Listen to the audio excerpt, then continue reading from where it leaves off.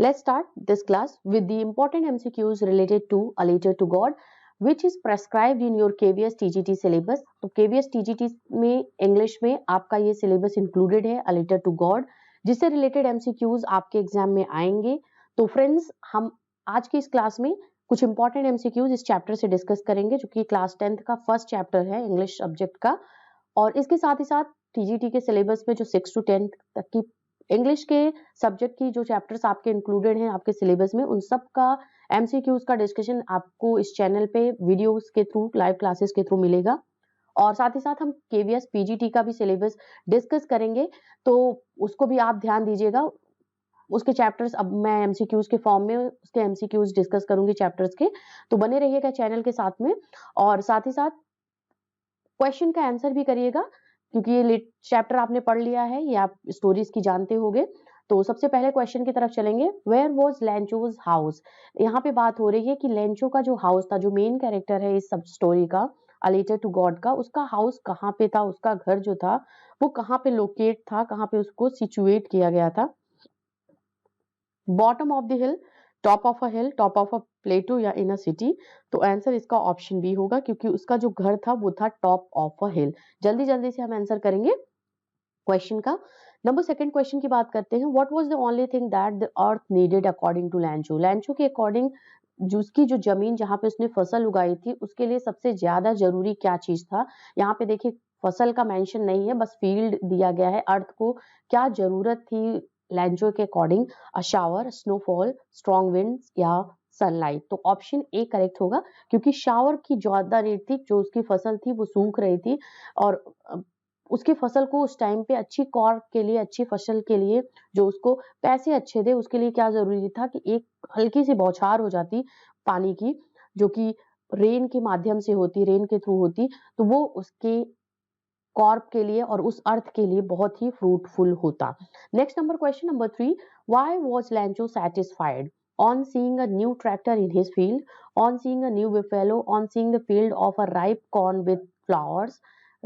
None of the above. तो option हमारा जो होगा वो सी करेक्ट होगा.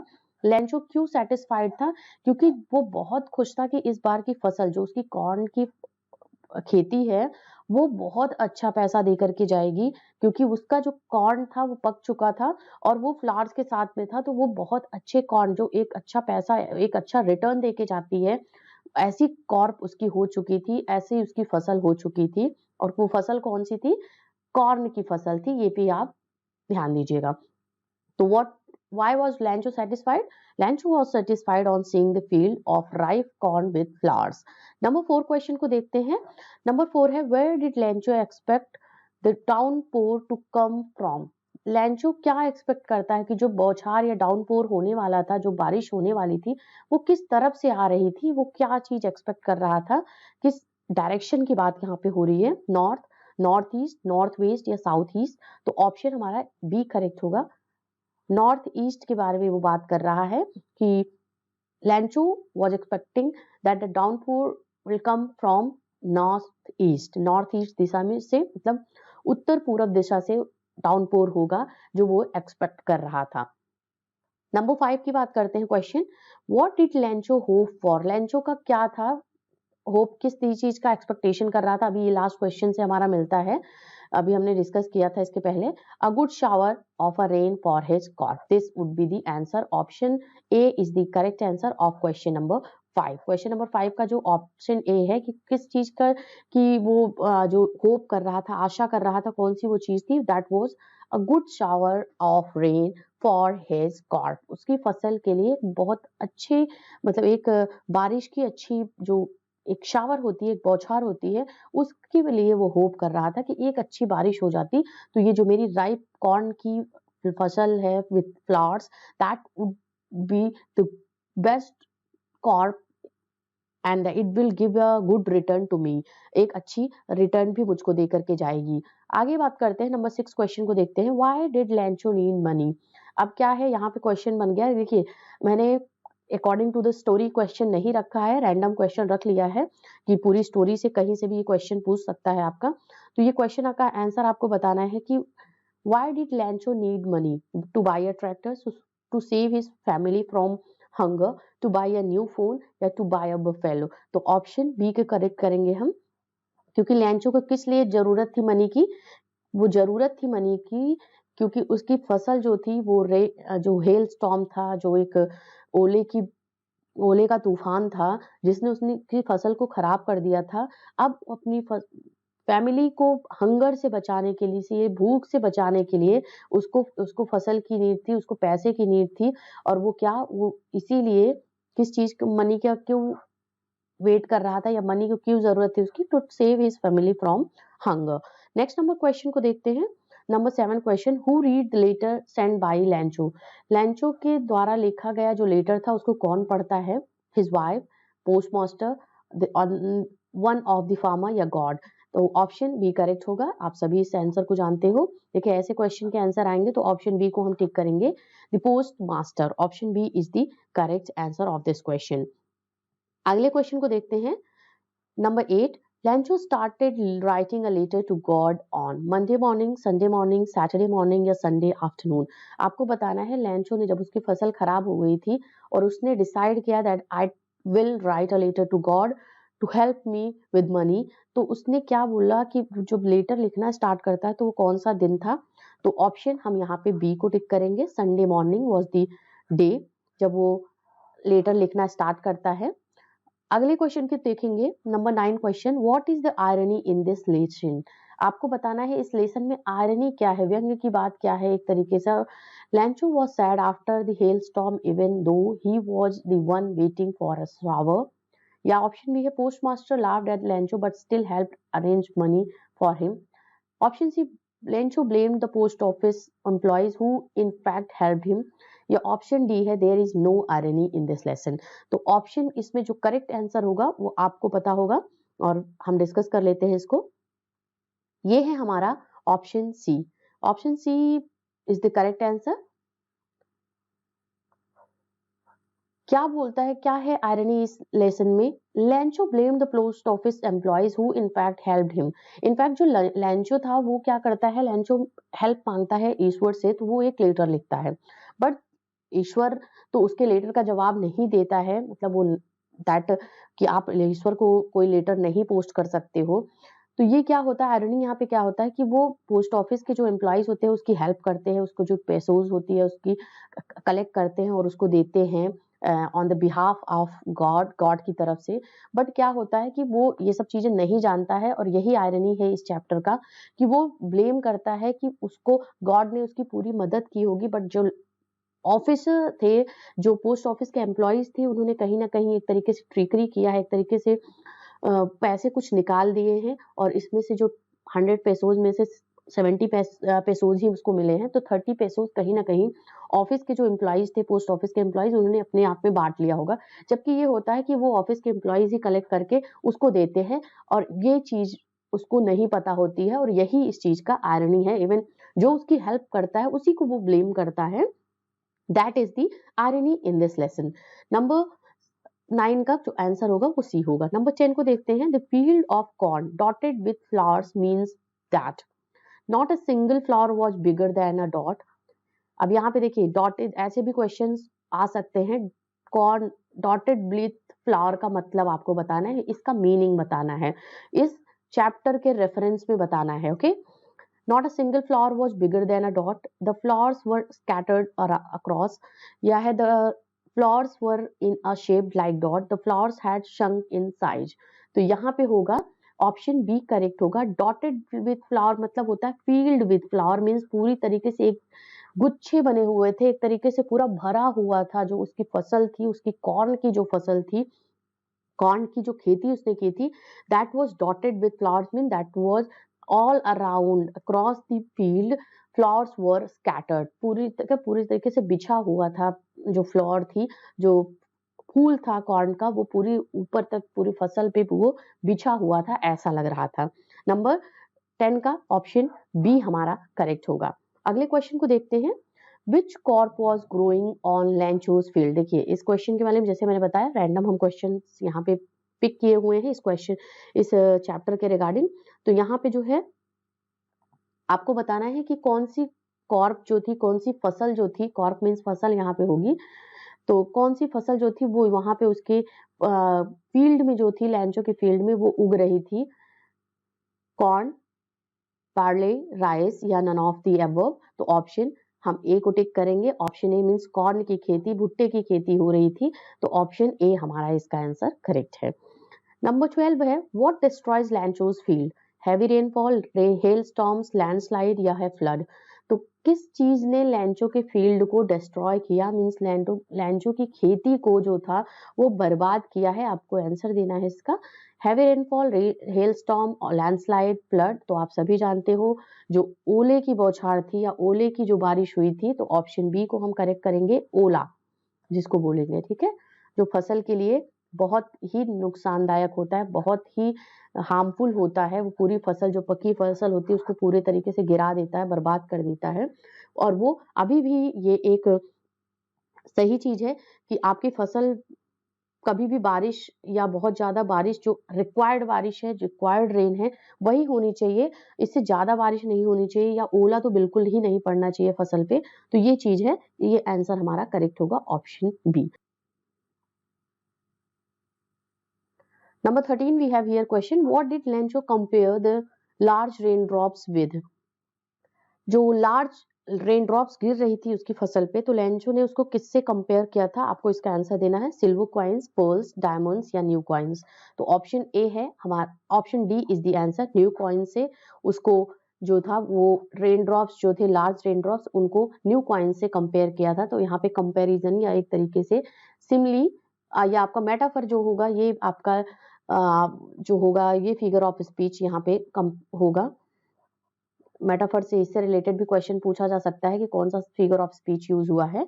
तो that is new coins, rain drops are compared with new coins and that's why they are the metaphor. Number next, we have large rain droplets were equivalent to 5 cents coin, 1 cent, 10 cents या 2 cents coin? किसके equivalent थे? जो large droplets थे, जो large बड़ी बड़ी बूंदे गिर रही थी, उसको किससे कंपेयर किया था? एक तरीके से किसको, किसके इक्विवेलेंट में, मतलब कितने, जो एक पैसे की कीमत होती है उसको कीमत क्या बताई थी उसने, लैंचो ने? तो ऑप्शन हम इसको सी पे टेक करेंगे। 10 सेंट क्वाइंस को बताया था इक्विवेलेंट, जो लार्ज ड्रॉपलेट्स उसकी फसल पे गिर रहे थे उसको। अगले क्वेश्चन को देखेंगे। नंबर 15, 16 यहाँ पे है, आप आंसर करिए इसका। 15 क्वेश्चन के बारे में बात करते हैं। The field looked as if it were covered in. Field जो थी वो बारिश के बाद कैसी दिख रही थी? आपको बताना है। जो एक रेन स्टॉर्म हुआ था, हेल स्टॉर्म हुआ था, जो ओले पड़े थे उसकी फसल पे, लैंचो की फसल पे, तो उसके बाद उसकी फील्ड का जो था, उसकी फसल, खेती का जो था, उस खेत का क्या हाल था, वो आपको बताना है। Salt, like salt, covered in salt, locust, sugar या ice? So the answer of this question would be option A, covered in salt. तो ऑप्शन ए पे हम टिक करेंगे यहाँ पे। ऑप्शन ए हमारा जो होगा वो करेक्ट आंसर होगा। Number 16, Rancho compared the quantum of damage with। जो क्वांटम ऑफ डैमेज हुआ था उसको किससे कंपेयर किया था यहाँ पे लेंचो ने? ये देखिए, फिगर ऑफ स्पीच से भी रिलेटेड क्वेश्चन आपका बन सकता है, तो इसको भी साथ ही साथ ध्यान दिया करिएगा। किससे? Attack by rat, attack by crows, plague of locusts या नन ऑफ द अबव? तो ऑप्शन को सी को हम टिक करेंगे, प्लेग ऑफ लोकस। लोकस की प्लेग जैसा, मीन्स लोकस की जो महामारी थी, प्लेग जैसी महामारी, वो आपको यहाँ पे देखने को मिलेगा, जिसको क्वांटम ऑफ डैमेज जो था, एक महामारी उसके पूरे उस पे फैल गई थी, जो लाइक प्लेग होती है, लोकस की महामारी थी। तो यहाँ पे क्वांटम ऑफ डैमेज को कंपेयर किया हुआ है प्लेग ऑफ लोकस से।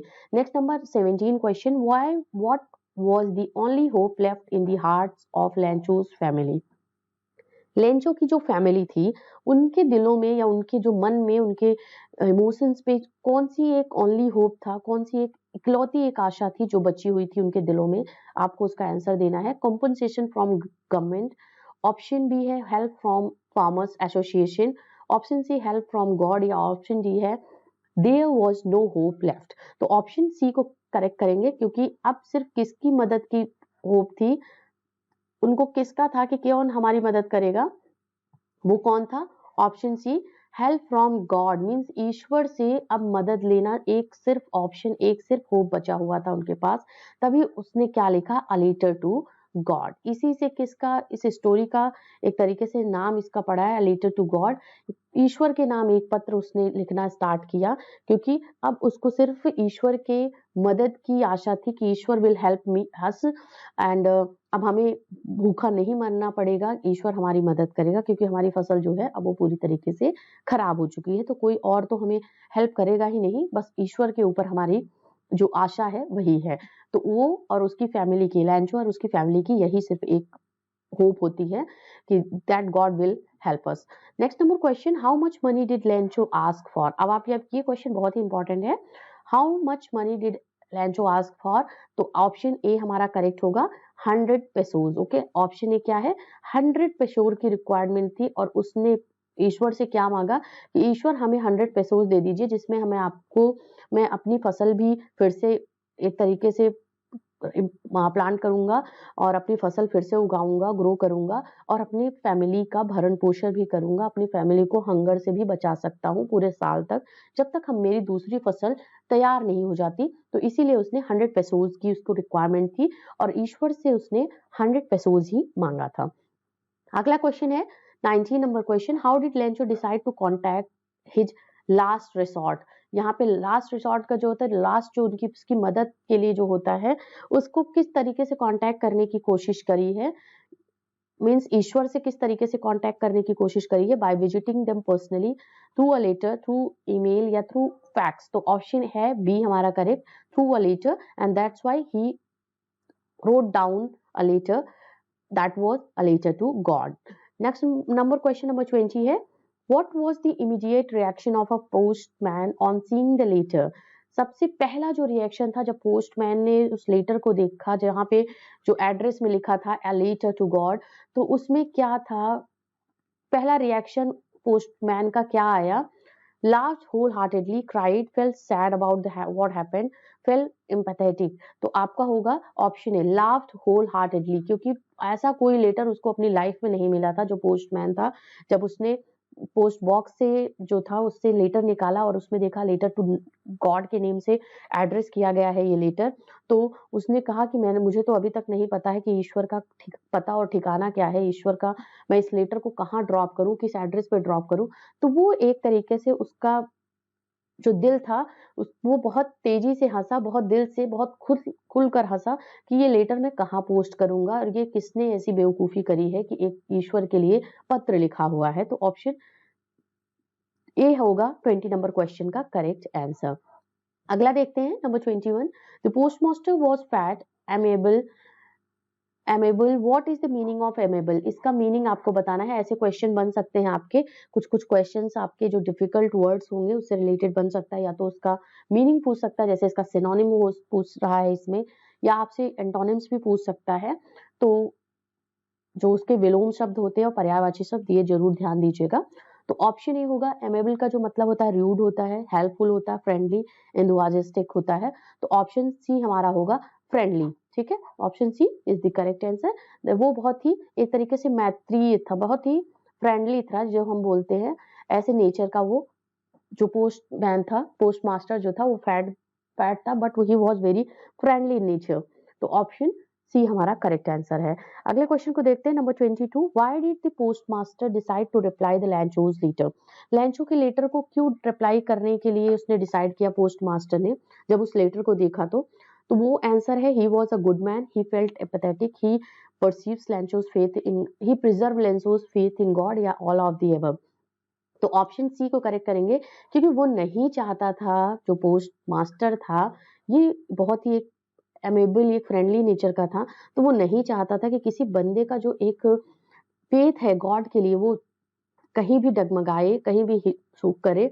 तो उसने क्या किया, उसने हेल्प करने की सोची उस लैंचो की, कि उसका जो ये प्रिजर्व है नेचर, जो है प्रिजर्वेटिव नेचर है, जो ईश्वर के लिए है, जो एक स्थिर मन है उसका, स्थिर फेथ है ईश्वर के लिए, जो फर्म फेथ है गॉड के लिए, यहाँ पे हम फर्म फेथ भी बोल सकते हैं उसको। तो वो बिल्कुल वो डगमगाए ना, और इसीलिए उसने क्या किया, उस लेटर का रिप्लाई करने का मन बनाया, मीन्स उस लेटर में जो था उसके लिए उसने अपना मन पूरी तरीके से बना लिया था। तो ये है इसका answer.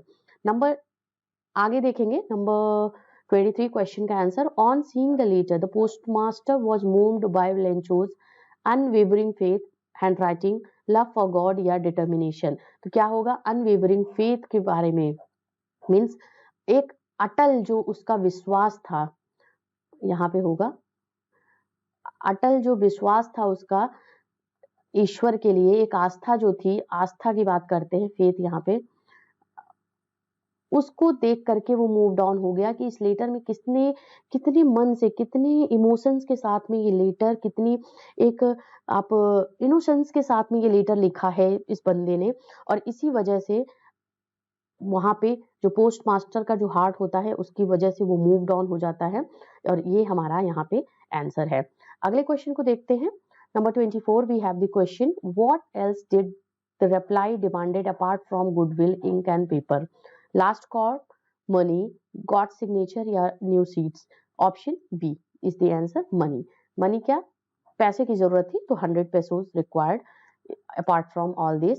Reply demands apart from goodwill, ink and paper के साथ में ये मनी की भी वहां पे जरूरत थी। अगला क्वेश्चन है number 25, who handed the letter to Lencho? Postmaster, clerk, postman या स्ट्रेंजर? ऑप्शन सी करेक्ट होगा, क्योंकि पोस्टमैन ने ये लेटर जो था, जो पैसे के साथ में 70 पेसेस के साथ में था, उसको किसने हैंड ओवर किया लेंचो को? वो उस पोस्टमैन ने हैंड ओवर किया, तो ऑप्शन हम सी को करेक्ट करेंगे। Number 26, how much money was the postmaster able to arrange? कितने पैसे वो समर्थ हुआ उसको अरेंज करने में, कितना पॉसिबल हुआ है पोस्ट मास्टर से with the help of his colleagues and other जो उसके फ्रेंड्स थे, एम्प्लॉइज थे, इवन जो पोस्ट ऑफिस में, उसके थ्रू, और उसने खुद से भी हेल्प करी थी उसकी लेंचो की इकट्ठा करने में पैसे। तो कितनी मनी वो अरेंज कर पाया? 100 पेसेस, 1000 पेसेस या 70 पेसेस या नन ऑफ द एबव?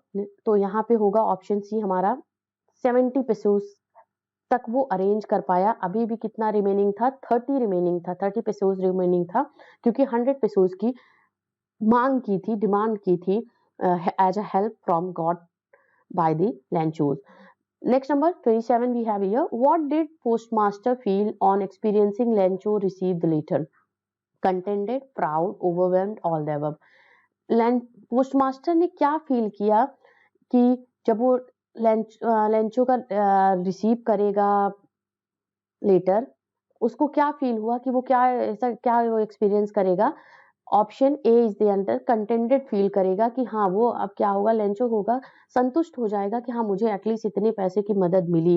ये क्या था, एक ये एक्सपीरियंस जो कर रहा था, ये फील कर रहा था, कौन कर रहा था? पोस्ट मास्टर कर रहा था कि लेंचो जब लेटर रिसीव करेगा और उसको उसमें 70 पेसोस मिलेंगे तो वो कंटेंटेड फील करेगा। मीन्स एक तरीके से कंटेंट का मतलब होता है सेटिस्फाइड फील करेगा, एक तरीके से संतुष्ट फील करेगा कि एटलीस्ट चलिए इतनी हेल्प की तो जरूरत की गॉड ने मुझे।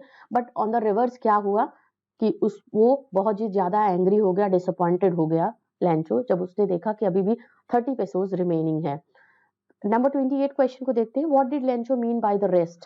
Lined by the rest means 30 pesos की रिक्वायरमेंट अभी भी बाकी है, तो ऑप्शन हम यहाँ पे सी को टिक करेंगे कि रेस्ट का मतलब क्या हुआ, rest amount is 30 pesos, okay, क्योंकि 70 पेसोस की रिक्वायर उसको 100 पेसोस की रिक्वायरमेंट थी, बट जो इकट्ठा हुआ था वो सिर्फ 70 पेसोस हुआ था, और अभी भी उसको 30 पेसोस की रिक्वायरमेंट है। तो रेस्ट जो है यहाँ पे सिर्फ रेस्ट है, तो रेस्ट का मतलब है money, rest money means remaining money, ये आप यहाँ पे इसका आंसर होगा। Number 29 we have, why was Lencho not satisfied on seeing the money in the envelope? आप बताइए।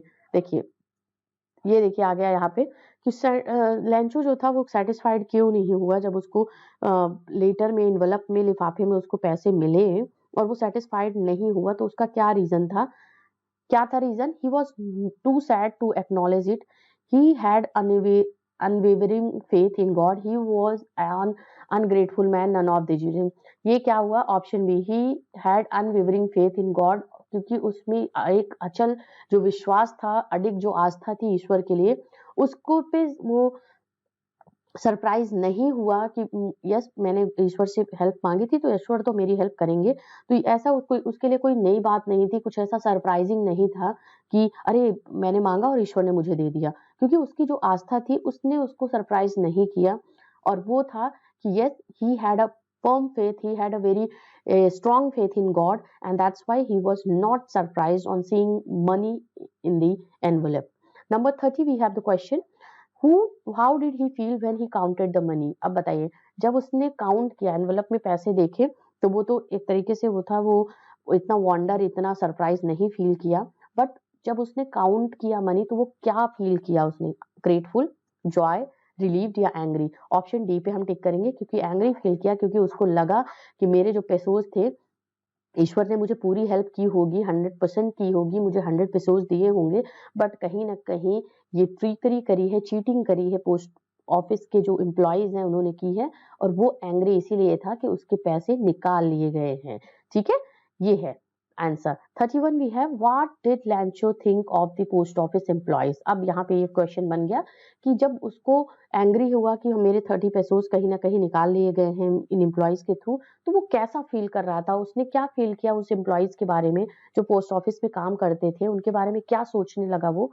बंच ऑफ क्रुक्स, रूड, या आप क्या है अनहेल्पफुल, प्राउड? तो ऑप्शन हम ए को टिक करेंगे, option A would be the answer. Bunch of crooks means दुष्ट लोगों का एक ग्रुप। बंच ऑफ ग्रुप्स का मतलब हुआ ऑफिस एम्प्लॉयज को उसने बोला बंच ऑफ ग्रुप्स। ये क्वेश्चन बन सकता है, बंच ऑफ ग्रुप्स मींस किसको बोला, क्रुक्स किसको बोला गया था? तो ये था ऑफिस के एम्प्लॉयज को बोला गया था, तो ऑप्शन ए हम टिक करेंगे करेक्ट आंसर। 32 के बारे में बात करते हैं, what type of conflict does the chapter highlight? Conflict between nature and human, conflict among humans, conflict among God and nature? Option D 1 and 2। तो आपको बताना है एक थीम के बारे में पूछा जा रहा है, एक तरीके से क्वेश्चन बन सकता है। What type of conflict does chapter highlight? किस तरीके के एक कॉन्फ्लिक्ट, किस तरीके से एक जो थी तनाव के बारे में बात करता है, कॉन्फ्लिक्शन के बारे में बात करता है, ये चैप्टर हाईलाइट करता है, और ये है ऑप्शन डी।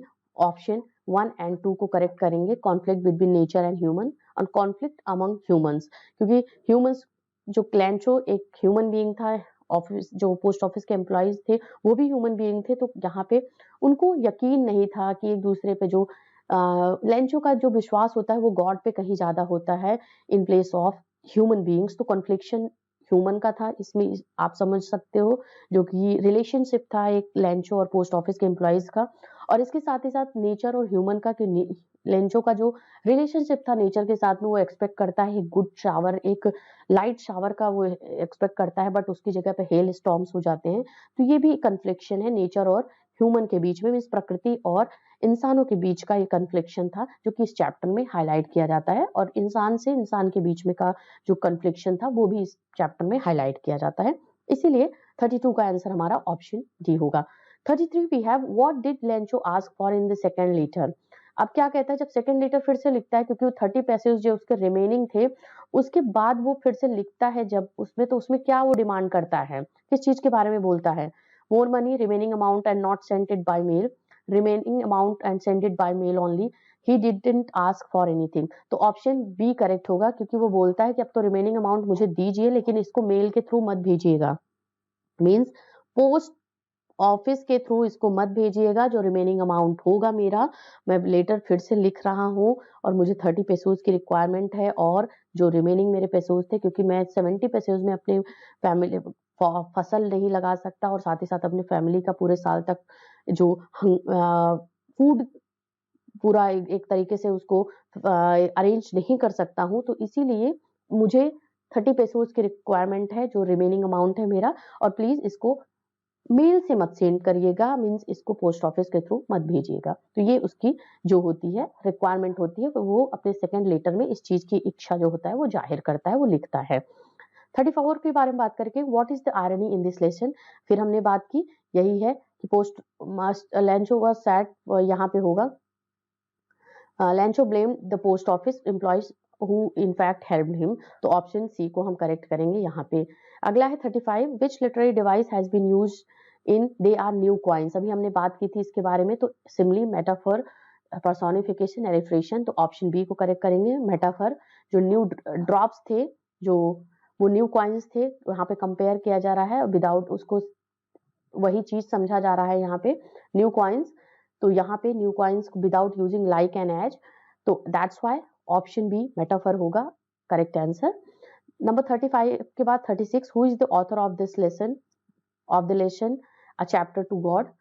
ये बहुत इंपॉर्टेंट है, इसको ध्यान दीजिएगा। चैप्टर टू गॉड से रिलेटेड आपका क्वेश्चन बन सकता है, इंपॉर्टेंट ऑथर से रिलेटेड बन सकता है। तो ऑप्शन ए है GL Fuentes, Gregorio Lopez Fuentes is the correct answer, option A. तो ये कुछ इंपॉर्टेंट क्वेश्चंस थे जो कि अ लेटर टू गॉड से रिलेटेड थे। आज की इस चैप्टर में, आज की इस क्लास में हमने इंपॉर्टेंट एमसीक्यूज से डिस्कस किया है। आगे के चैप्टर में जो आगे हम क्लास लेंगे उसमें हम नेल्सन मंडेला से रिलेटेड कुछ इंपॉर्टेंट एमसीक्यूज डिस्कस करेंगे, और इसके साथ ही साथ पीजीटी की भी क्लासेस होंगी इस चैनल पे। एमसीक्यूज का ही डिस्कशन करेंगे हम पीजीटी से रिलेटेड, केवीएस पीजीटी से। तो बने रहिए चैनल के साथ में। केवीएस टीजीटी पीजीटी की क्लासेस के लिए इंग्लिश सब्जेक्ट से related on English zone. Thank you for watching this.